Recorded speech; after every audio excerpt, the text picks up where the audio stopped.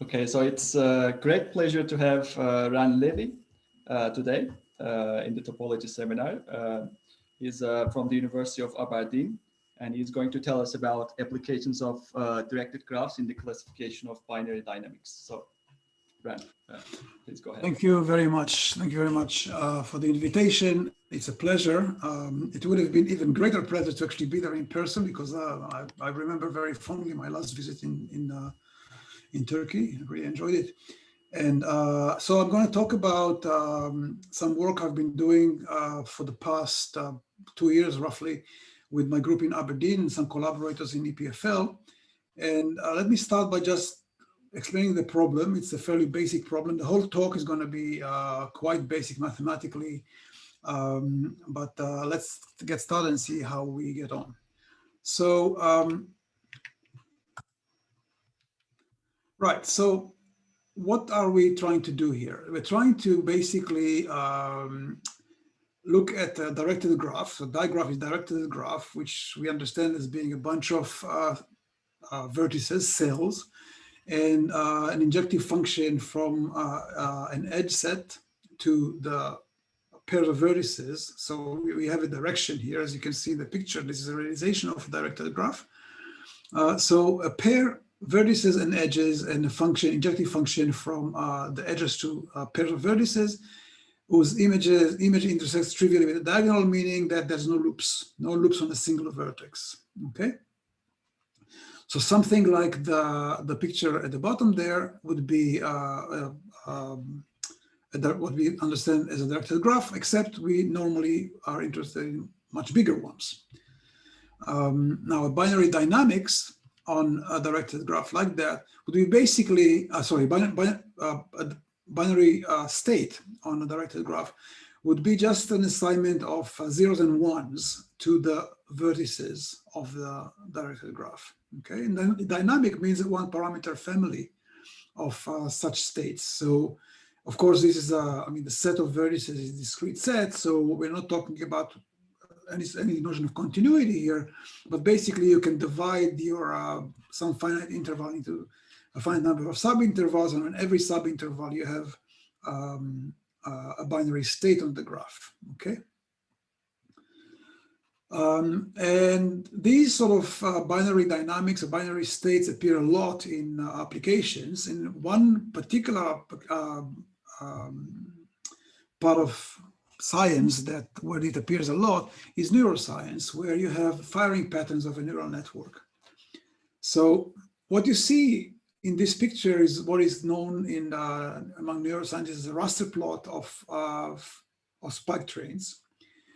And basically in here, every point in this figure corresponds to a neuron basically emitting a spike, namely getting the value 1, whereas along some horizontal line. So every horizontal line stands for a neuron, and every black dot on this horizontal line would correspond to a time when the neuron spikes. And when you look at all these spikes together, it should give you some sort of picture on what the network is actually doing. Okay. And these are just a picture I lifted off the internet. There are lots of pictures like that. If you Google images, spike trains, you get lots of pictures like that. So this is very, very typical. And as I explained, basically what it shows you is what are the firing patterns of neurons. Now, interpreting pictures like that is very difficult. You can tell that these pictures there are 5 trials here, as you can see. You can tell that they have something in common, but what they're telling you, and if you can classify them together in some sense, it's very difficult to say. All right. In particular, when you're looking at, you do like re-experiments, like I'm going to talk about the Blue Brain project, you're talking about networks that have not tens or hundreds of neurons, but tens of thousands and even millions. Okay. So you can't even draw this picture, nonetheless analyze it. Okay. If you wanted to sort of get the information out of what the system is doing from the explicit firing patterns of all the neurons at the same time, is basically an impossible task, no matter what sort of computer you are working with, unless possibly, I don't know anything about this, but unless possibly you are working with a quantum computer, which I'm told can solve any problem on Earth. But let's ignore that. For normal computers, normal, even quite advanced techniques, it's an impossible task. Okay, so let's make some assumptions. Suppose we are presented with a large family of binary state dynamics functions on a fixed large digraph. So in the application I'm going to show you, we're going to be talking about a digraph that has a size of roughly 30,000 vertices and about 8 million edges. Okay. Suppose you are given a collection of labels, L, some finite collection of labels, and a function that takes a binary dynamics function to a state, to a label. Okay. This is a typo here. It should be the collection of labels, not just L. All right. So right. So every binary dynamics function goes to a label. Suppose further that we know that for each label, the functions in the inverse image carry some resemblance. For instance, you could say they result from the same stimulus to a neural network. Okay. So in other words, I can feed a neural network, for example, with a collection of stimuli, and then but do it many times, and maybe in a random sequence. And then if I look at what is given the label L, particularly label L, then the inverse image, the stimuli from which this is coming are the same. Okay. And the fourth assumption is that the collection is very noisy. So the collection of actually, this again, I'm sorry about that. This shouldn't be pi inverse. It should be the collection which corresponds to a single label. So pi of pi inverse of L is a noisy collection. In other words, they're supposed to resemble each other, but we don't know if they do. And if they do, we don't know how they do. Okay.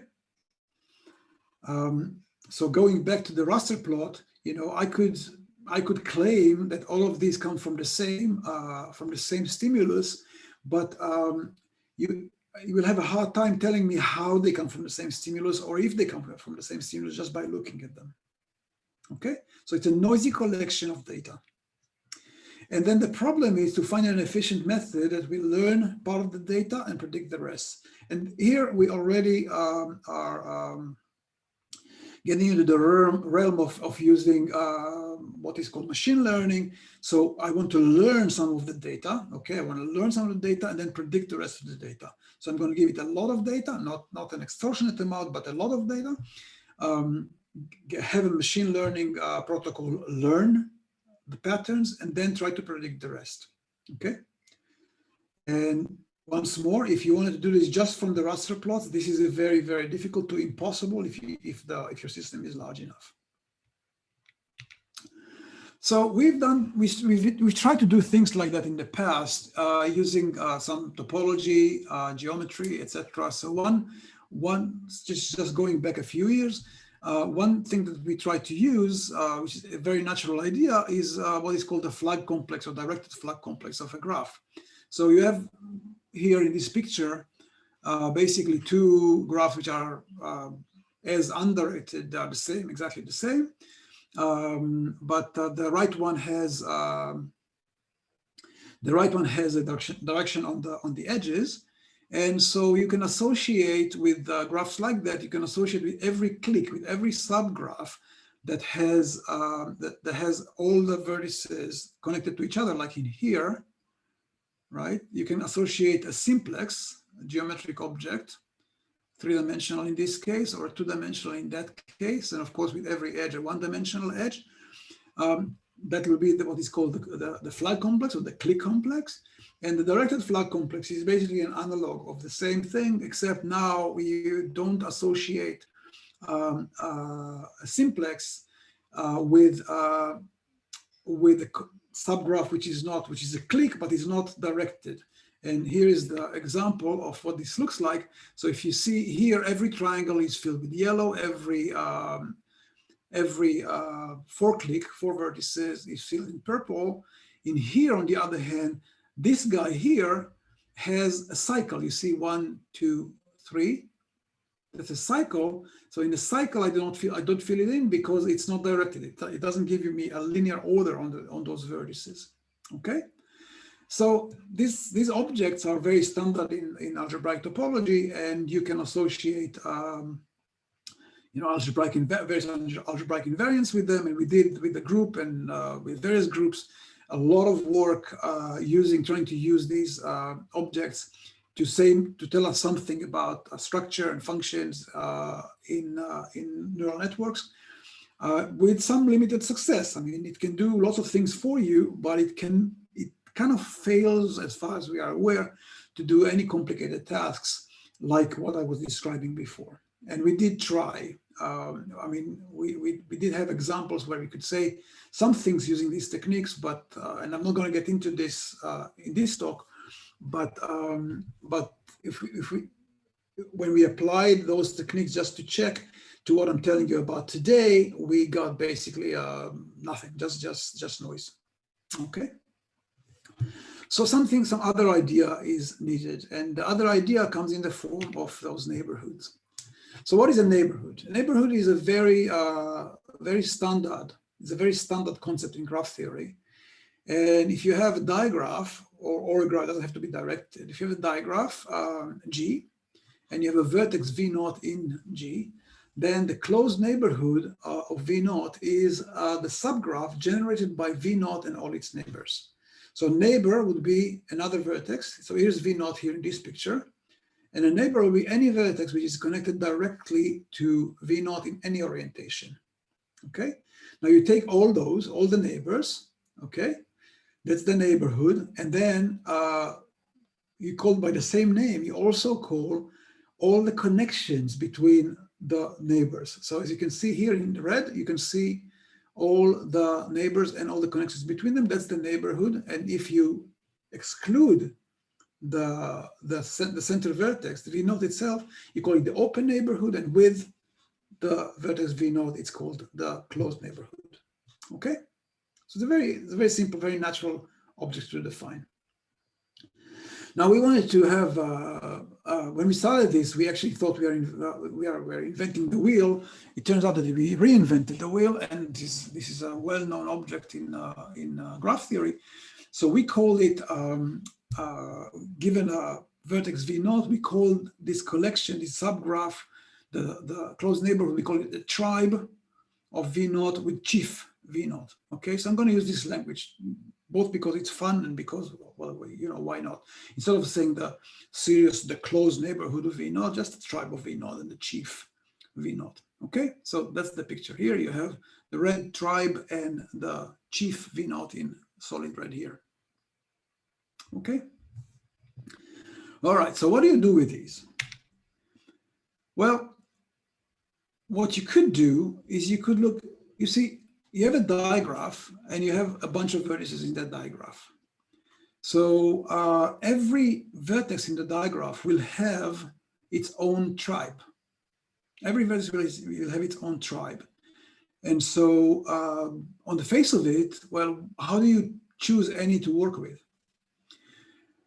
Well, you could, for instance, take them all the vertices, and sort them by some algorithm, or even at random. Just sort them out. Make a list of them from 1 to 30,000. Okay. Another way to do it is to say, okay, you know what? I'm going to look at various graph invariants and topological invariants of the topological space, which you can associate, say, to the directed flag complex of the tribe, okay? And then look at the values, so looking numerical invariants, look at the values that you get and sort them by those values.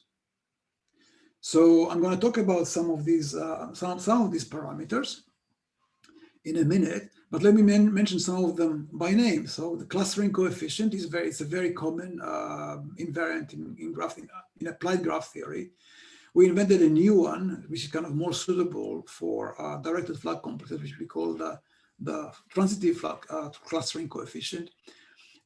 We have spectral invariance. I'm going to talk about some spectral invariance. So there's a whole subject called spectral graph theory, and spectral invariance are the ones that are associated to that.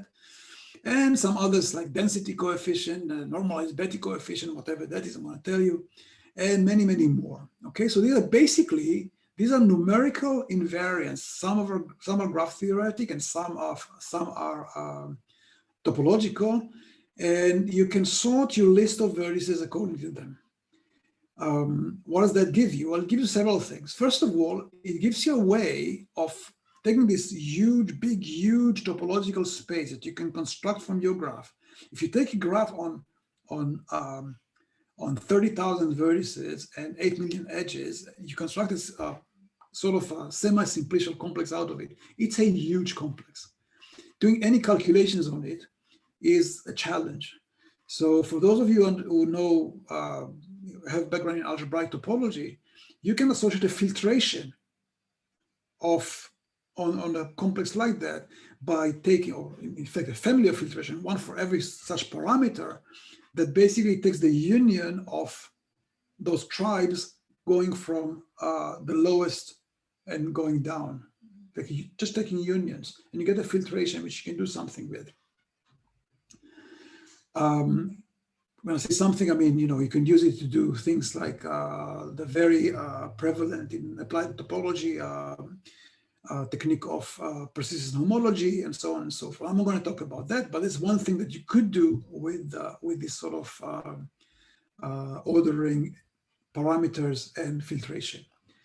Another thing you can do is basically look at your sorting, look at your those parameters, and take maybe the top 20 or the top 10 or the top 50 or the top 200, just the top ones by each parameter. Call them champions.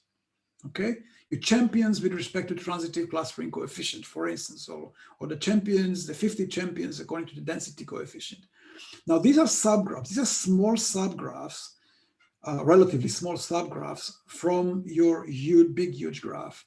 You have a binary dynamics there, and then you say, you know what, I'm going to use this collection in order to try and get information about what's happening in the entire graph once it's simulated. Okay, that's the idea basically, and that's what I'm going to tell you about. I also have to mention that you don't know a priori. You don't know that any particular parameter I'm talking about here will have any good behavior. So sometimes you don't want to look for the highest value. I mean, who says high is good? So you also want to look at the losers, not only the champions. All right, there want to be the lowest values as well. Okay. Just to understand some of these, Betti coefficient is something to do with Betti. I'll tell you exactly what it is. I'll tell you exactly what it is. And clustering, is there any chance? I'll tell you exactly what it is too. Could you remind what the tribe was from the previous slide before we move on? That's the tribe. The red part? Yeah. Okay. So, but the vertices around there included, of course, right? They are not. The vertices are there. Yeah. I mean, basically, you're looking at a subgraph generated by the neighborhood. Okay. Okay. Okay. Thank you. Everything in red is the neighborhood, and the edges between them are the subgraph generated by that neighborhood. Okay. By the way, I'm assuming I have an hour. Is that correct? Yes. Yes. You sure? You sounded like hesitant. No. That's the thing. Yeah. 2:30. You can go until 2:30. Oh no, you don't want me to go until 2:30. It's 10:30 here.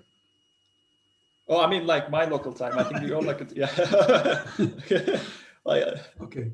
All right. So you asked about those parameters. So the transitive clustering coefficient is you take for every vertex V naught, you take the quotient of the number of directed 3 clicks. So directed meaning, like a 2 simplex with the correct orientation, where you can actually order the vertices linearly, okay? Not a cycle.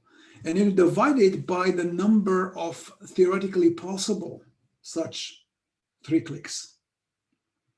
Okay, theoretically possible meaning you have to, if you have two edges, whether or not they're connected, they could be connected. And so this is going to give you, I'm sorry, you have two edges and you have the end vertices. You could connect them either way, and you possibly could create another directed three-click. Okay, so that'll be a theoretically possible additional three-click. And if you take this quotient, that gives you what we call the transitive clustering coefficient. The clustering coefficient on an undirected graph, here there's no transitivity, the clustering coefficient on an undirected graph is basically the number of triangles that contain the vertex divided by the number of theoretically possible triangles that contain the vertex, once more. So it gives you a measure of how crowded the neighborhood of a vertex is, okay, with triangles at least. Sorry, sorry if I can ask. So if you have a single vertex and two edges coming out from it, yeah, does that count as one or two possible ways of completing that? Well, that depends on the orientation. If they go, if they're both coming out from the one, then two. Okay, thank you. Yeah. Okay, density coefficient is basically some normalized quotient of the number of k clicks by the number of k-1 clicks. So basically kind of measuring how efficiently it generates higher dimensional clicks. Okay, the normalization factor basically gives the value 1. So this invariant gets the value 1 when you're looking at the complete digraph on n vertices. So where every two vertices are connected by a bidirectional edge. That's another one we came up with. Doesn't do much for us, but we came up with it anyway. And here's an example of two digraphs where the clustering coefficients and the density coefficient, the second clustering coefficient and the second density coefficients are computed. And you can see that you get some information about what the graphs look like qualitatively rather than quantitatively. You don't really know anything about the graphs, which will help you reproduce them, but it tells you something about how crowded the neighborhood of the central vertex is. Okay. Another family of invariants which turn out to be very important, and in fact it's very important in applied graph theory in general, is the spectral invariance. And so if you look at the digraph, you can write the adjacency matrix, which is basically the matrix which has 1 if in the UV. So it's a square matrix where every row and column correspond to a vertex, and there's a 1 in the UV coordinate if U is connected to V and 0 otherwise. So it's a non-symmetric matrix unless every connection is bidirectional, and has a 1 when U is connected to V and in the UV coordinate and 0 otherwise. You also have another standard construction is you look at the diagonal matrix that has on the UU coordinate has the 1 over the out degree of that vertex, the number of edges going out of it.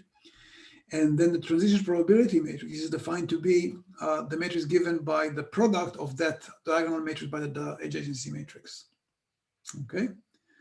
And so there are two definitions, in fact. There's a definition, there's a classical definition of the Laplacian matrix for a graph, an undirected graph. And Fan Chang and Bauer gave each their own definition of the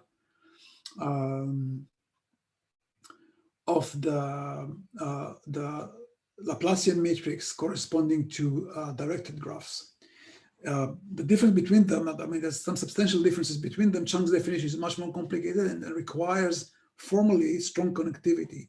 A digraph is strongly connected if you can get from any vertex to any other vertex using only directed edges. Okay, strongly connected. So the way we are using it is basically we are looking at a strongly connected component, the largest strongly connected component of a graph when we apply this. Bauer's definition is simpler, quite as efficient, and does not require that. Okay. So these are two very important invariants.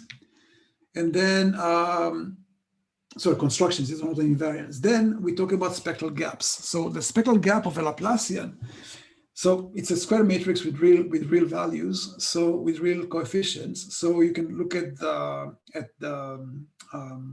eigenvalues, and this is called the spectrum of the matrix. The spectral gap of the Laplacian is the first non-zero eigenvalue. Okay, you can show that there's always a zero eigenvalue to the Laplacian, and the first non-zero one, or modulus if it's a complex, is the spectral gap. There's another concept of a spectral gap, and that is the difference between two largest eigenvalues. So when you have, unless it's a Laplacian, we are looking at a spectral gap as being the difference between the two largest eigenvalues. Okay. Then there's a spectral radius, which is the difference between the two largest moduli of eigenvalues of the matrix. And these invariants are actually extremely important in network theory and in various other, in theoretical graph theory.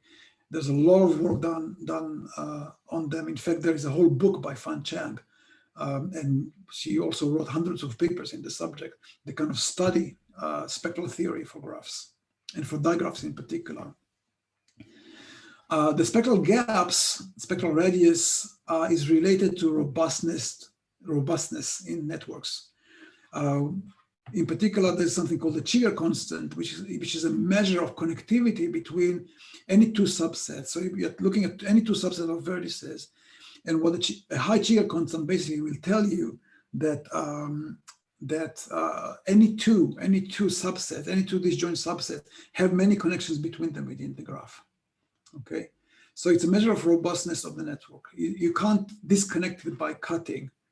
I mean, if you have a high Chigger constant, you cannot disconnect it by cutting, you know, just a few chords, just a few edges.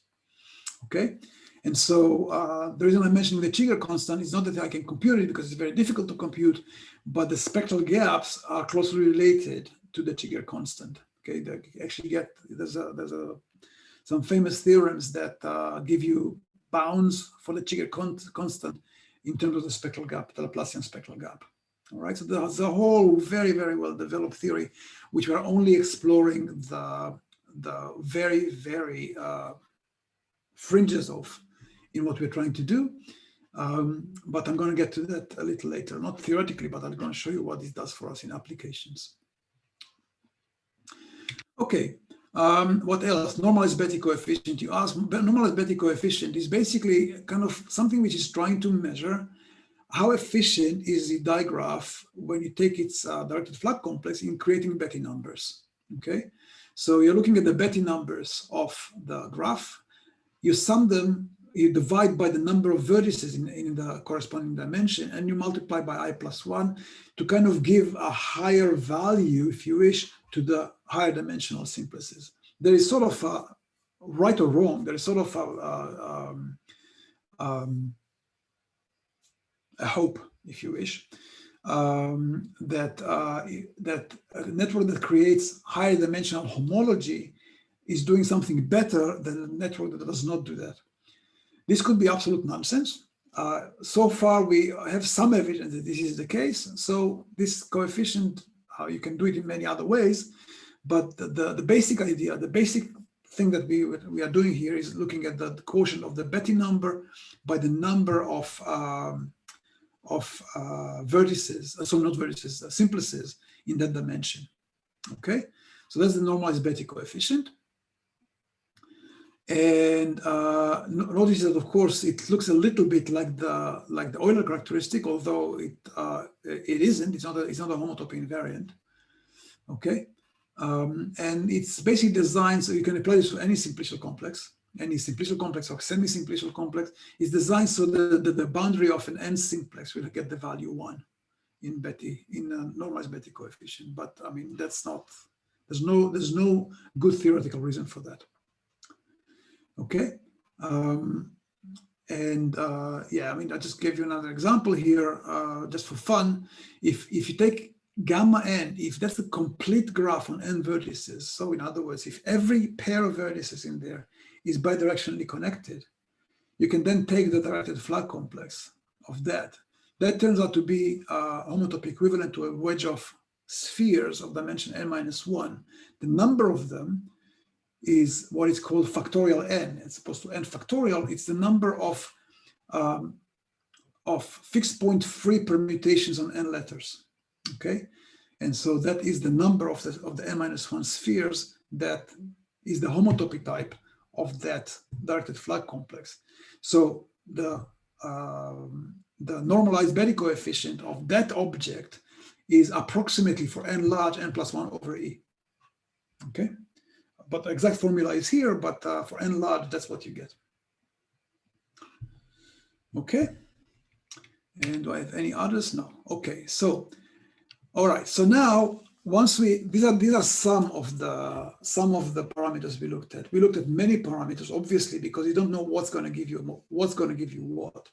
And at some point, we realized that in fact, we might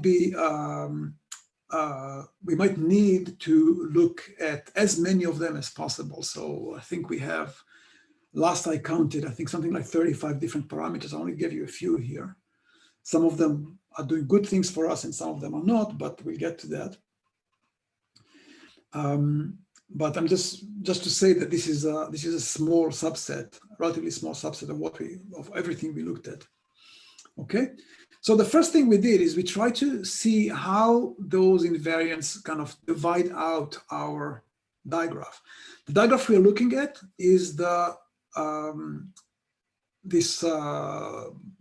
graph of the what is called neocortical column reconstruction due to the Blue Brain project. And the Blue Brain project basically built a model for a small segment of a rat's brain, an electronic model of a small segment of a rat's brain, which is supposed to be as biologically accurate as possible. And we used it for many things. In particular, you can take this electronic model and you can stimulate it by lifelike or not lifelike signals, and it responds. Okay, it responds, and then you can try to study the response and see what you get out of it. Okay, it's supposed to be as close as possible to the real thing, except you don't need to kill anybody or anything to achieve that. Okay, so that's the model we're looking at, and the first thing we try to do is we try to look at how those tribes are related to each other. So we're looking at their size according to the parameters. The parameters here appear at the bottom. The sum of the parameters appear at the bottom. These are density coefficients. This is, for instance, BLSG is the Bauer Laplacian spectral gap. This is the transition probability, spectral gap, etc. And as you can see, they are quite different from each other. The tribes are the top 50 tribes are quite different from each other. Okay, for instance, if you look at the fifth density coefficient here, right, it has an average size of 209 vertices with a fairly large error bar, fairly large diversity in the size among the first 50. If you look at the fourth one, then it's a huge. You have well, it's about 800. The size here, you can see here the size of with a 546 on both sides of a distance of variation. On the other hand, the Laplacians give you very small tribes. These are the top 50. They give you very small tribes with very small variation. Okay. Another interesting thing to look at is how they intersect with each other. Okay. I mean, mind you, when you have 30,000, vertices, then having a tribe of size 35 or 37 or 28, that's pretty small. Okay, that's pretty small. And And you could ask also, how do they intersect with each other? So how many neurons do they have in common? And this is the second table here, and that shows you how well or how badly they intersect with each other. Now, let me just say something about that. That's very important. Notice that the small ones here, which are marked in red, also hardly intersect at all. And that's not only relative to their size, they intersect in a small subset, even if they were bigger, like the percentage of what you have of intersect. The percentage of the intersection from the entire tribe is smaller than the percentage in the case of the others, okay? So why is that important? It's important because if you're trying to extract information out of those subgraphs, then they better be as independent as possible, okay? Their behavior should be as independent as possible. Otherwise, they'll replicate information. They'll just contain the same information. You're not learning anything new from the behavior of one if the other one is behaving exactly the same. It's only when they behave differently that you can learn something new. So think about, maybe just the values of 0 and 1. If you have 2 points and they always get the value 0 or both get the value 1 at the same time, right? You can only learn about 0 and 1. But if they're allowed to obtain different values, then you have 4 possibilities. So that's the idea here too. So you're looking for the ones which are actually relatively small. Okay. Another observation we made is that different parameters have different distributions of their values. So you have basically, roughly speaking, 3 families here. Ones where the high values are concentrated at a relatively small neighborhood, like in here, the top parameters. This is what you have only here on the left is the actual parameters we're looking at. You have those, and you have many of them, that where the low values are spiking. The low values are spiking, and some of them are the density coefficients, and you also have here some of the spectral invariance. Okay, and then there are others which get a very kind of, they're very widespread all along, so they're kind of spread out through the entire range of possible values that they can get. So each one of these parameters actually give you quite a different distribution, okay? So that's interesting. You can't make anything out of it. It's just these are just computational observations about what things actually look like in this network. And again, I need to emphasize that we are looking at a particular network here. It's not like this can be applied to anything. So this particular result, if you apply to a different network, a different brain, a road network, I don't know, whatever you can think of, you can get very different results from that. We tried to do some of that, and indeed we do get very different results. Okay, so these are not observations about general networks, but about this particular network we're looking at. Okay, right. So we'll get now to the actual, the actual substance of this talk, and that is actually the function classification experiment that we have.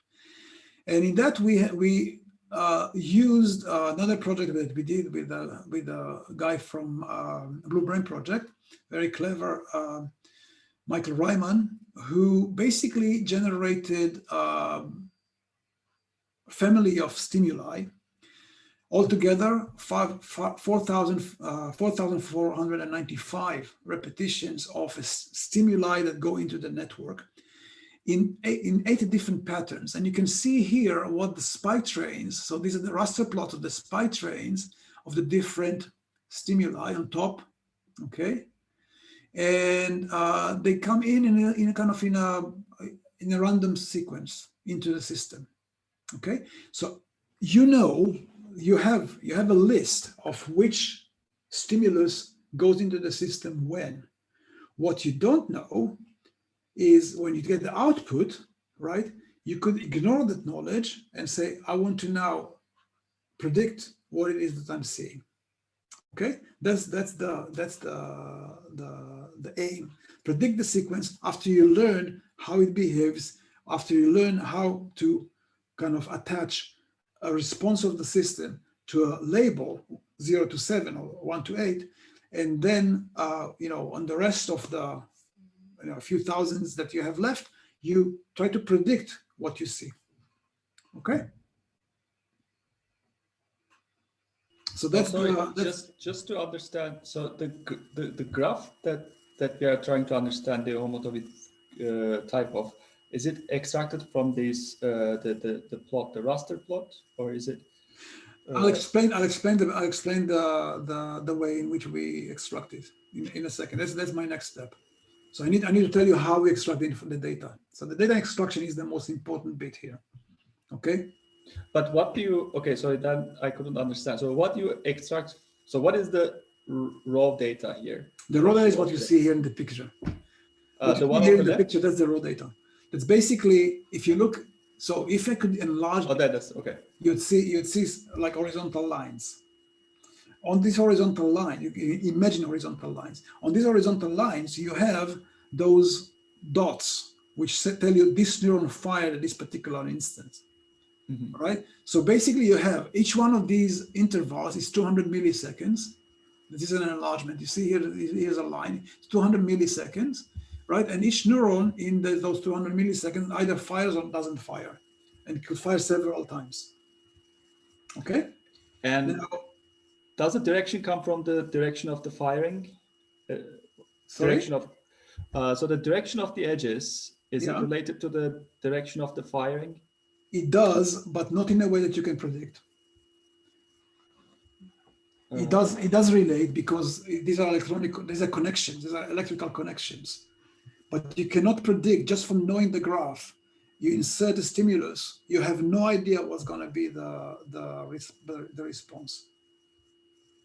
Okay, you know that if you it's a computer, so you know that if you put in the same stimulus under exactly the same conditions, which you can actually fix, you're going to get the same response. But the way in which it's builds in a degree of randomity in a way that makes it impossible, just like in biological tissue, makes it impossible to actually just look at it and say, oh, this is what it is. Even if you had all the information, you can't really do that easily. Okay, so the other question, is the red doing something particular here? Like well, first of all, a rat has, I don't remember exactly, but it has a good number of tens of millions of neurons in its cortex. This is only 30,000. So this is only a very small section. So this small section is not capable of doing anything. All it's capable of doing is responding to certain stimuli.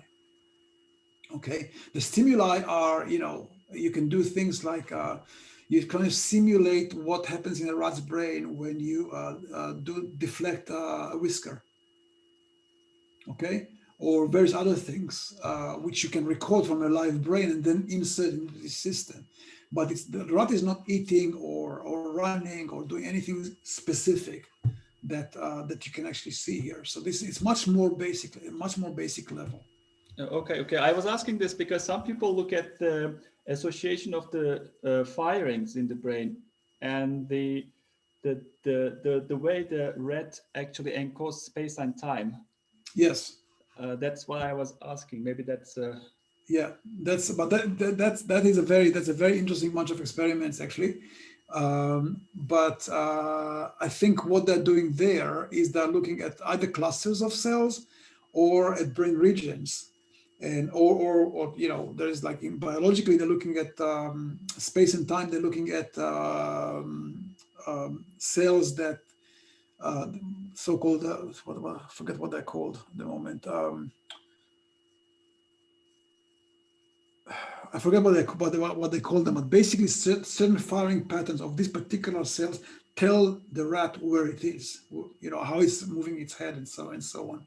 But that's different. We are not capable of doing that in this system. Okay, these exist in real brain. You can spot them in real brain. In fact, the couple that discovered them got a Nobel Prize for this discovery. And then there's some work that is done by by Chad-Justi, for instance, and some other people who work with him that can try to exploit that. But that again, it's with brain regions. It's not with individual neurons. Okay. Okay. All right. So I need to predict the sequence. So let's see how we do that. Here's the method, right? The preparation is the following. You take for each vertex V in the digraph, you compute the closed neighborhood. So you have all the closed neighborhood, all the tribes and all the directed flux complexes of them. So you can extract any information you want from that. Then you compute all the parameters. You have 30, 35 parameters there. You compute all of them. All right. Then you choose the 50 champions, and you also look at the 50 losers, but you put that in the slide. You look at the 50 champion vertices with respect to all of those parameters, and you look at their closed neighborhoods and the closed the tribes, the directed flux complexes, topological constructions that you can associate with these neighborhoods. Okay. Then you pick. I'm sorry, I might be repeating the question, but what is the digraph here from the dotted lines? Like association between that data and the digraph. Like what is the digraph that you... Right, the digraph is the tribe. Which vertices and... So for each vertex, you take its tribe, you take its neighborhood. But what is the digraph? The digraph for is the brain problem. The full 31,000 neurons, 8 million connections of that. All the neurons and then the interaction. Like you were saying, there are lines with sparks, the dotted zeros and ones. No. This is from the pictures. Like how this is just structural. This is just structural. Okay. Just structural.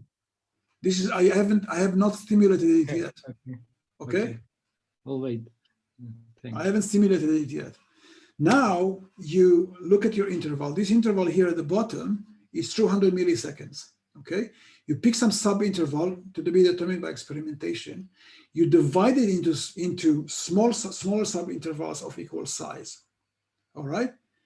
And then you start looking at the stimuli. All right. Only then you start looking at the stimuli. So you have the tribes, you have the topological constructions, but now you start looking at the stimuli. And so when you fix some sorting parameter, look at the tribes. Okay.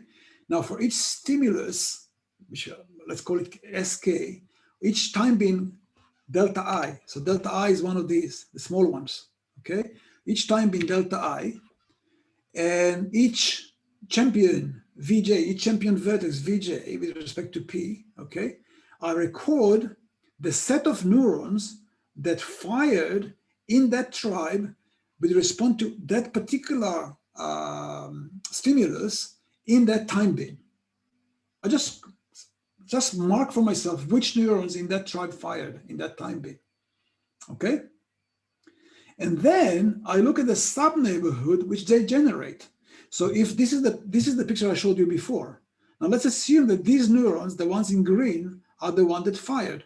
Now I have a subgraph and I can look at it.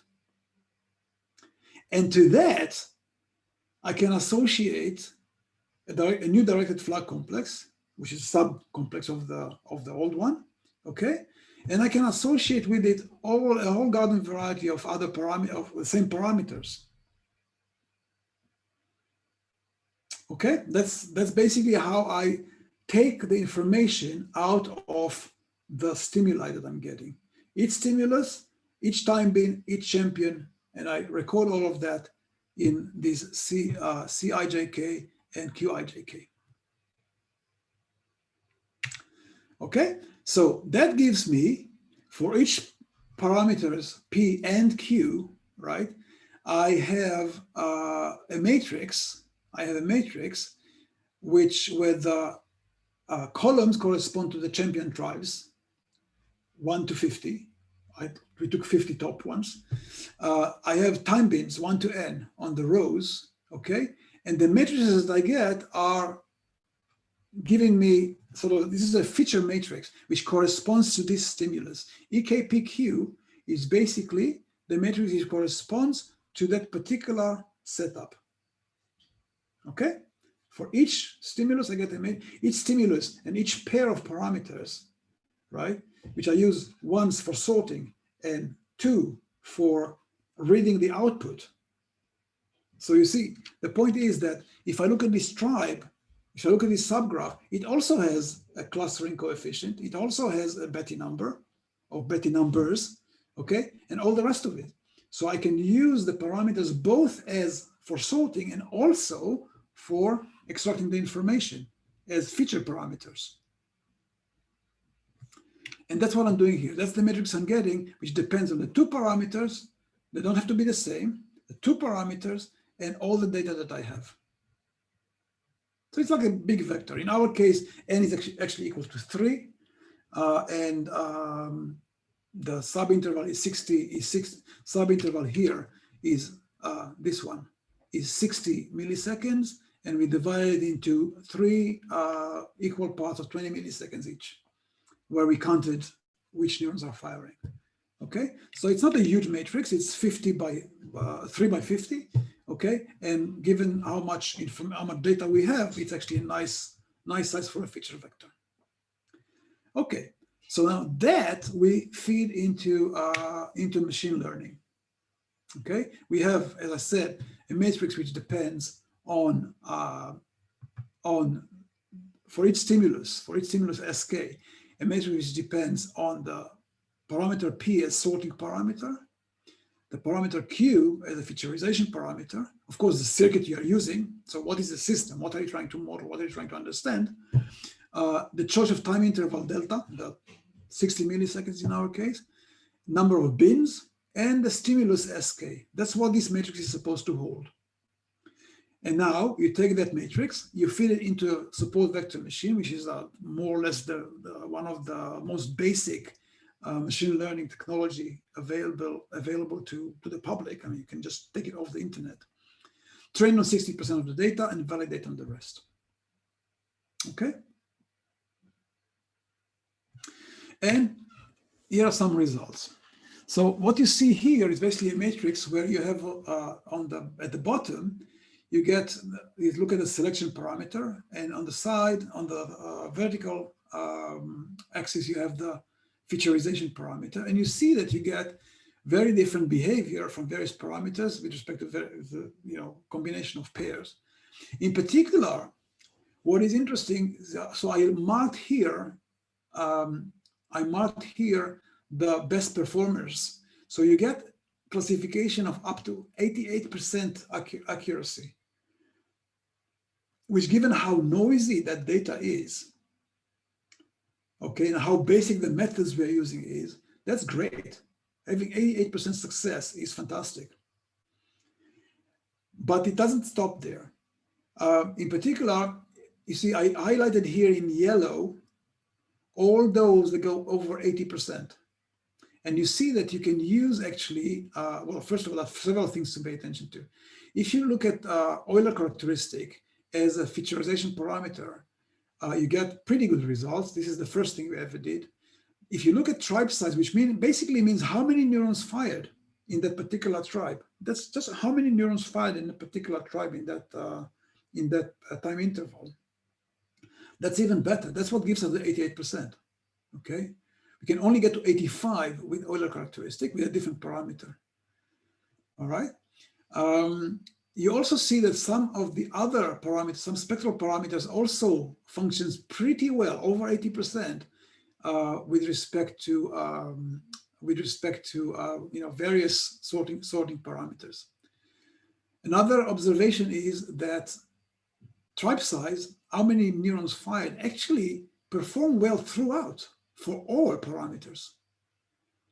Okay, so that's pretty interesting, because it means basically that it almost doesn't make any difference which tribe you choose and how you sort them.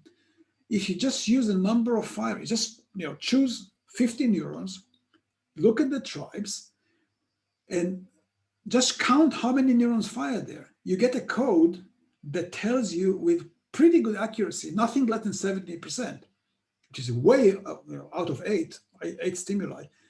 It's way over random, which will be 12.5%. Okay, so you get at least 70% of accuracy in prediction what you have there.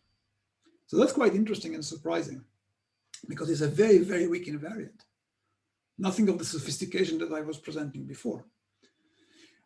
What is pleasing, though, is if you look at the vertical lines now, the ones that perform best are the ones which are actually classically of interest in graph theory, and these are the spectral invariants. Okay, so this is like spectral radius. In fact, the Chang Laplacian spectral radius is the best performer, 88%. Okay, transition probability radius is also a very good performer. Now we looked at some of the losers. So we have the losers, and you get a different picture.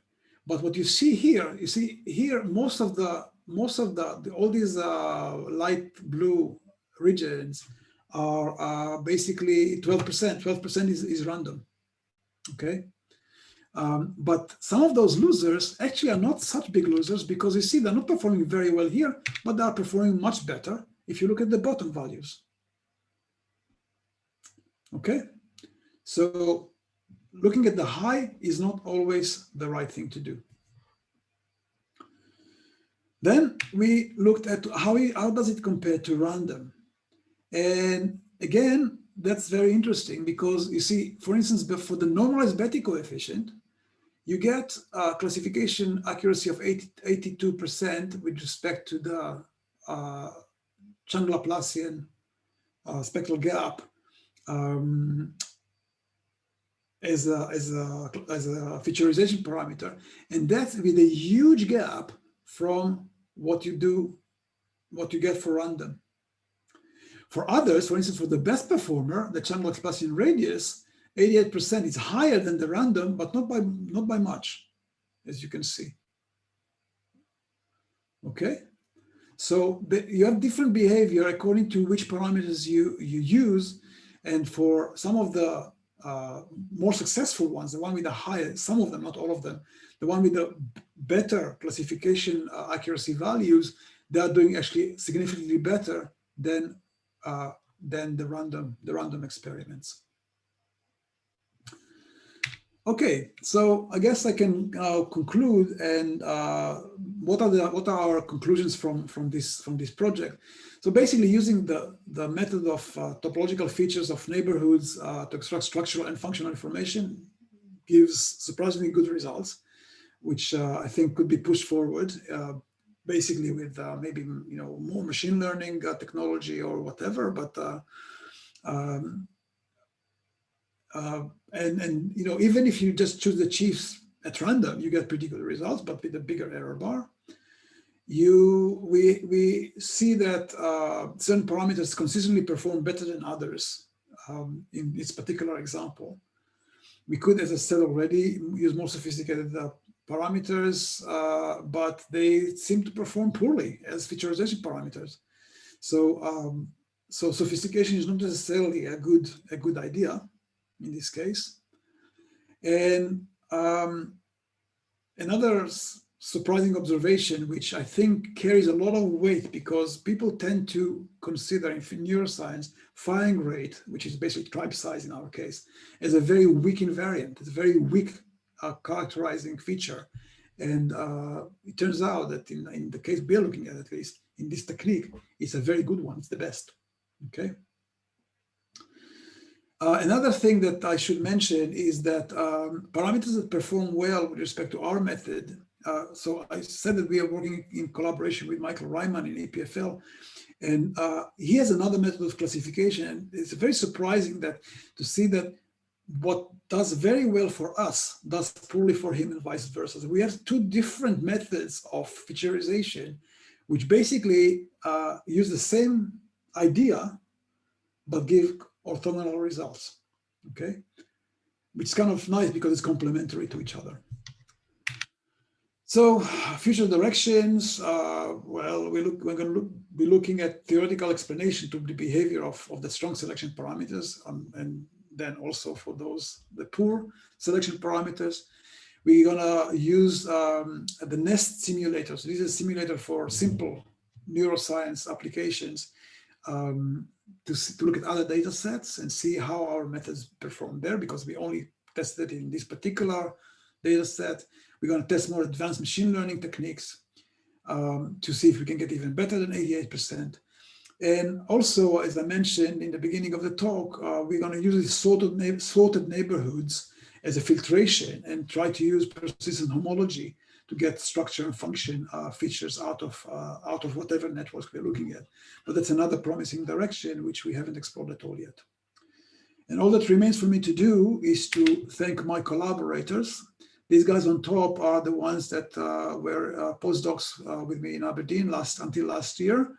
Henry Rihimaki is still with me, and then Pedro is a graduate student working on kind of something between topology and neuroscience. And then, of course, Michael Ryman, our great collaborator from Blue Brain Project, who is responsible for the data and for many of the ideas that we're looking at. And that's it. Thank you very much for listening. Okay, thank you, Ran, for the great talk. Thank you very much. Any questions from the audience for Ran?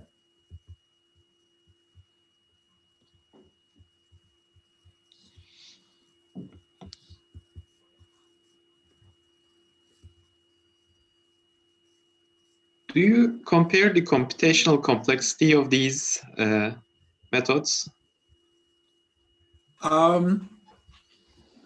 To what? I mean, the method is always the same. To each other, I mean, like the... Oh, yeah, of course. Some of them are that easy, like you're counting how many neurons fired. That's immediate.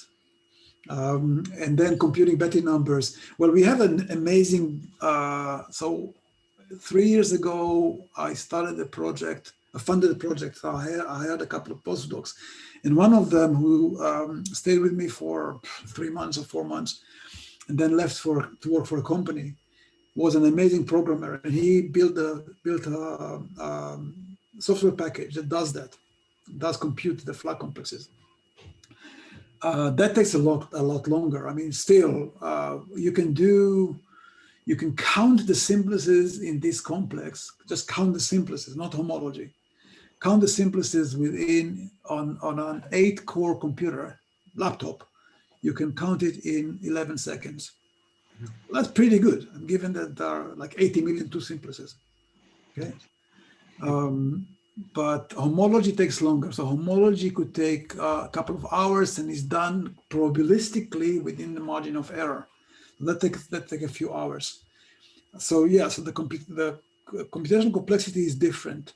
But what you do, basically, what you could do in some of these things is pre-compute things and then just count.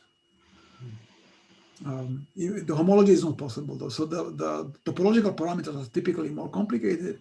The hope is that they carry better information, but that could be just a hope, because we are topologists and we hope that you can do more with topology, but that doesn't have to be the case. I mean, the idea here is topological. The idea is to look at this graph and look at the complexity it creates and say something about it. But we don't have strong evidence that topology is the way to go. It's just that the topological ideas were never actually examined before in a serious way, and so that's what we're trying to do. Thank you. Welcome. So it's not really possible to tell at this point that the homotopy type of the complexes actually play a role in that is, well, in classification. I don't think so. But in classification I don't know. Okay, but it's so in the first paper that we published in the subject in 2017. We basically looked at the structure of the homotopical structure of the network in terms of just computing the homology, and the homology is very, very different from what you get from control models. It's very different. You have much higher dimensional simplices. Well, much higher. I mean, if you look at the control models, you basically have simplices up to dimension 4, maybe 5 a little bit, where in the blue brain thing, and I'm talking about the same size, same distribution, okay, just not the same geometry. And we get simplest out to dimension 7. In terms of Betty numbers, we get Betty 5. You know, in control models, you get Betty 3, and then it collapses. So it is different. And so the assumption that I mean, what are we doing? We're taking a graph, and we are creating a topological space from it. Now, the topological space that you create from the graph can be done in many ways. Not a single way to create a space. It's not like graph corresponds to a space in a unique way. You can have various techniques, and we used, I mean, we did the directed flood complex. You can forget about directionality and look at just the flood complex without direction. You can look at what we call, you have another previous paper, construction we call turnerplexes. So you look at all the cliques in any orientation, and then you get a complex that you can filter by an invariant we call directionality, or a bunch of invariants that we invented that we can call directionality invariants, and that gives you a filtered complex. So there are many ways to do that. And they give you, of course, different homotopy types, right? So, and whenever you try to test a brain circuit to a control model, you get very different geometry telling you this is not random. This is not something that you just statistically created. So to say that it doesn't play any role will also not be true, but we don't know what role it plays. What role it plays. Okay. Okay. When we started, I can add to that when we started thinking about it with Catherine Hest 15 years ago, we were imagining cobordisms and things like that happening in the brain. We have no evidence for anything like that. But I think there is something for topology to say in a subject, quite a lot in fact.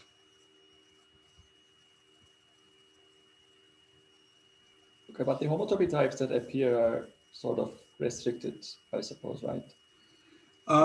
That's another question. So my postdoc, Dayan, I'll show you Dayan. Dayan is this guy with the coat. He is very interested in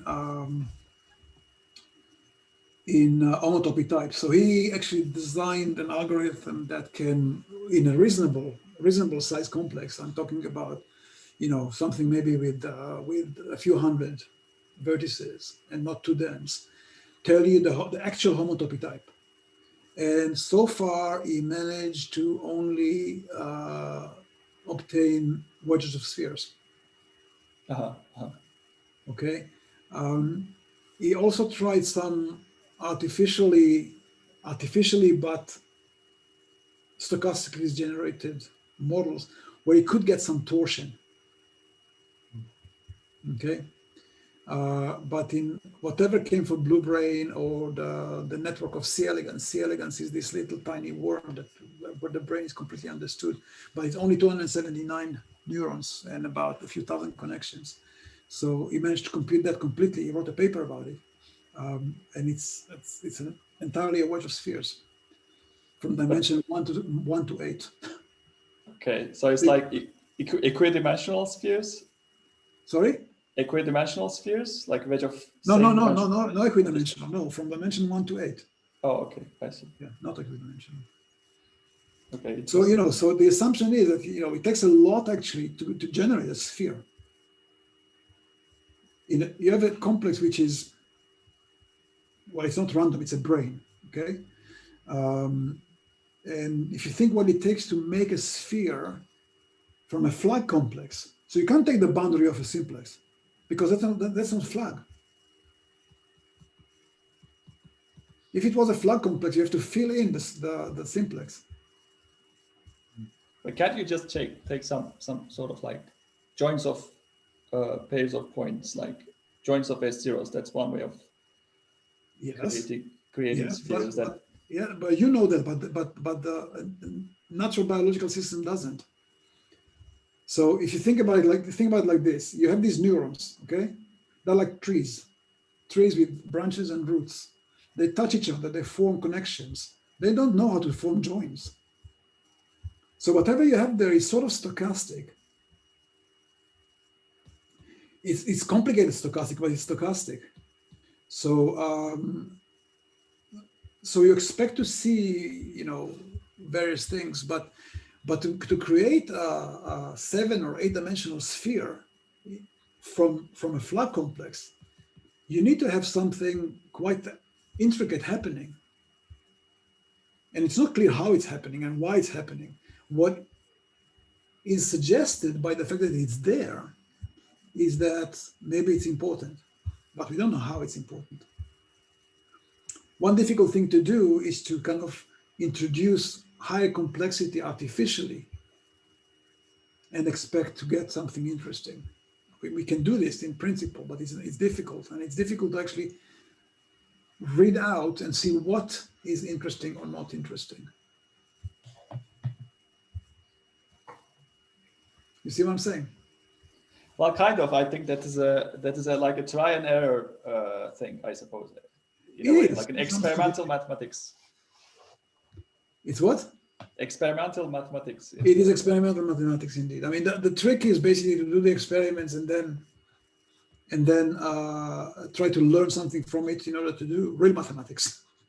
You know, and we have directions like that. I mean, I didn't talk about them today, but we have things that come out of these experiments. You say like, okay, let's look at this thing more systematically, mathematically, and see what theorems we can prove, and see if those explain in retrospect what we saw. Okay, but if you want to work in collaboration with the neuroscientists, and what you really want to produce is some sort of observations they can latch on and then try to do things with. They're not interested in the theorems; they're interested in what you can do.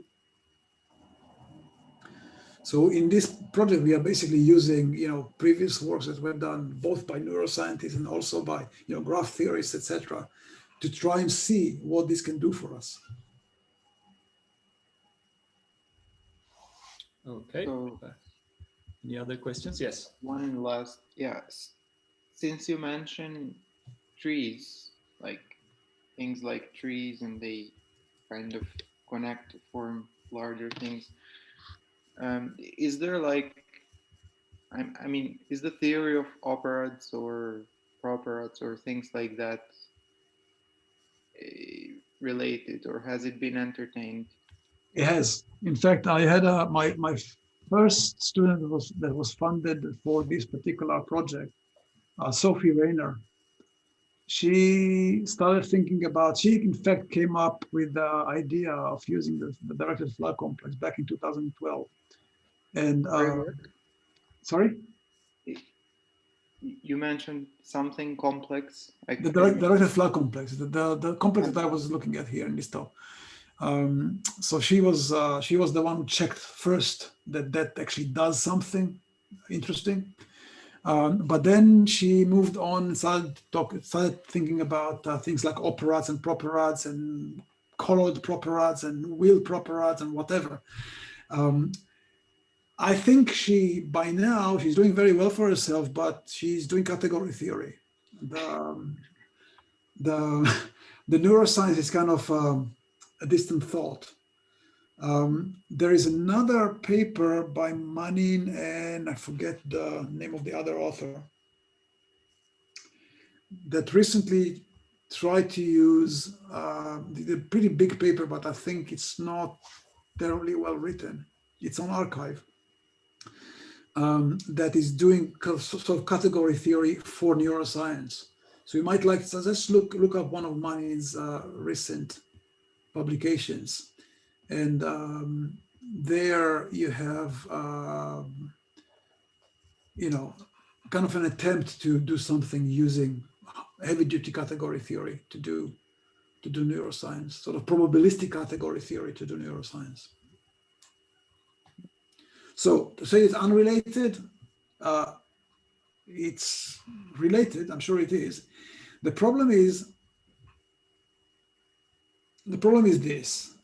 If you actually want to do neuroscience as opposed to completely theoretical neuroscience, you need to do something which is computable. Okay, or otherwise you come up with a theory. You might hit it spot on, and you actually understand what's going on. But if you cannot actually compute something, you cannot prove that you got it right.